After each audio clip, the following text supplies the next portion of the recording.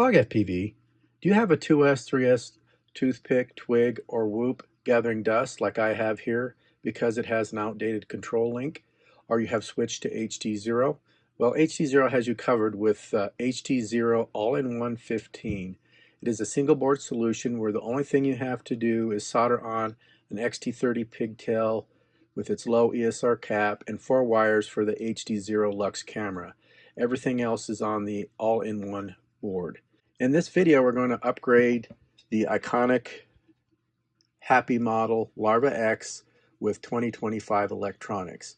If you reuse the frame, motors, props, and the 3S batteries that you have, you should save some coin with this upgrade. Quickly going through the specs of the flight controller. It has an integrated HDZero 5.8 GHz digital VTX. Its power selectable output from 25 milliwatts to 200 milliwatts. It has a UFL connector for the VTX right there. It does have a built-in serial express LRS receiver. You can see that it has the enamel-coated express LRS antenna here. If you're interested, the flight controller is an F4. It's an STM32G473, and the gyro is the ICM42688. It does sound like it does have onboard voltage and current sensing. I think the star of the show here is the ESC. It supports up to 15 amp continuous ESCs, so it has plenty of current capability handling for being an upgrade for larger 2S toothpicks and whoops. It is running Blue Jay firmware, and so it is DShot 600 ready. The BEC is a 5-volt BEC that supports 1 amp output for accessories in the camera. The battery inputs is 2S and 3S again, as we already stated, and it does have the standard mounting pattern of 25.5 by 25.5. You get the all-in-one flight controller itself. You get a package that has the programming dongle and wire harness. You get some rubber grommets, some screws, essentially everything you need to do the upgrade, including the pigtail. And I appreciate that they've soldered on the low ESR capacitor to the XT30 connector. So all you have to do is solder on the pigtail to the flight controller board, which we'll be doing. And of course, it doesn't come with the Lux camera, which you're going to have to buy separate, but there's just 4 wires to solder on to the flight controller board over here. So we're going to go ahead and start this process. Let's get a weight before the upgrade. We're coming in at 51 grams. Next, we're going to remove the 4 motor wire sets. I like using a flat nose screwdriver instead of just yanking on the wire. You might pull the wires out of the connector itself. So I just gently pry up again with a flat nose screwdriver. The 4 motors have been unplugged from the flight controller. 3 nuts removed from the flight controller standoffs, 1, 2, 3, popping off UFL connector, as well as 2 wire harnesses to the VTX removed and VTX antenna. Removed 3 nuts that are holding on the VTX. Removed 4 nuts that are holding on the flight controller board. Or removed from standoffs. Removing props with 1.5 millimeter hex driver. The frame stripped down to just the motors and rubber grommets and standoffs. I want to use these existing standoffs because I don't want to change the camera height. If you were to use a lower set of grommets that come with the kit, you're going to get more props in view. So I don't want that, so I'm going to leave these as is. Tail soldered on with black wire, which is ground. There is a little G on the silk screen of the flight controller, and then this will say V for the red or positive lead. I have the camera soldered on now. I'll quickly show you the pad layout above here, but going through the wiring, the red wire is 5 volts, the black wire is ground, the white wire is P control, and the yellow wire is C for video. I'm going to solder on a simple buzzer to buzz plus and buzz minus with these 2 silicon wires. I'll go ahead and link this buzzer in the description below. You can see that it does have a polarity. Positive is the longer lead, so we'll be doing that next. Ran into my first snag, It isn't a showstopper, but you can see with this original Larva-X flight controller, the motor wire connectors are side by side. Well, if you look at the HDZero flight controller, they're on each side of these faces here. So why is that important? Well, the position of those connectors don't allow it to it doesn't facilitate you being able to bring the motor wires up and connect through the slots that are provided in this frame. Basically, it's not compatible with this orientation. So how am I going to fix that? Well, what I'm going to do is I'm just going to flip the flight controller upside down, and I can fix that orientation with the gyro inside Betaflight. It still allows you to bring the VTX antenna. There's plenty of space there. The buzzer wires are long enough, and then the pigtail's fine, and then the camera wire harness is plenty long enough to do that. So essentially, the motor wires are going to come in on the top. So what did I do on the frame side? I went ahead and added another nut on each of the standoff posts to give me more clearance from the top of the frame, so that I have enough clearance on the flight controller. I did have to source an M2 by 12 standoff here, or screw, and those are easy to find on Amazon. I always have an assortment of those just because I do a lot of builds, and also double nutted that as well. Let's review what I've done so far. I plugged in all the motor wires into the respective connectors. I used some 10mm acetate tape that you can get a lot of it off of Amazon. I'll go ahead and link that below. Got like 100 feet of it, and I use that all the time to keep the wires secured so that the motor wires don't get caught up in the props.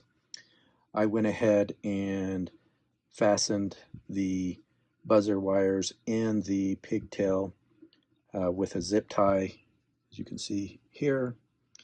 As far as what I did for the spacers on the standoffs to get the right height, I went ahead and the grommets that were supplied with the HDZero kit, I just went ahead and cut that with some diagonal cutters, and I'm using the thick piece as a spacer so I get the right height for the camera canopy. As far as the camera canopy, I went ahead and got this from Thingiverse, printed this TPU. Basically, it's an adapter that goes over the camera lens of the HDZero camera. Then you can see here on the side, it has these holes, and I actually used the screws that came with the HDZero kit. You can see that right here. It works perfectly to secure the camera into the camera canopy. This TPU is pretty stiff, so I don't think there's going to be an issue there. Then I can still adjust the camera angle. I'm going to go ahead and position the the VTX dipole antenna coming through the canopy that way. As far as the Express LRS antenna here, the monopole, HDZero suggests that you mount that above the flight controller. So you can see that copper colored antenna wire right there needs to be positioned above the flight controller board. So that's done. So next I'm going to go ahead and plug this into my computer and bring up the Betaflight configurator and configure things, and then I'll go ahead and secure the canopy with some nuts that were supplied with the Larva-X that were originally holding on the original canopy here. So that will button things up. Okay, this is what the finished product looks like. You can see I have the props on. It's all been configured in Betaflight. I did change out the battery strap. I don't like the stock battery strap. These are just hard to cinch down. And so yeah, it turned out looking really nice. As you can see, I have the canopy on, and I have about a 25-degree angle on the camera. Okay, here's a weight. I am measuring 52, 51 grams. So the original was coming in at 51 grams. So this is almost identical to the original, which is what my goal was. I didn't want to be significantly heavier, but you have to understand I did put a little heavier battery strap. I put a buzzer on. This has a low ESR capacitor on it, so that added some weight. But it's amazing that you can get a quad that was analog, put an HD system in with the all-in-one 15 amp flight controller, and it comes in essentially at the same weight. Next, I'm going to show you a quick video of the Larva-X with 4 different batteries.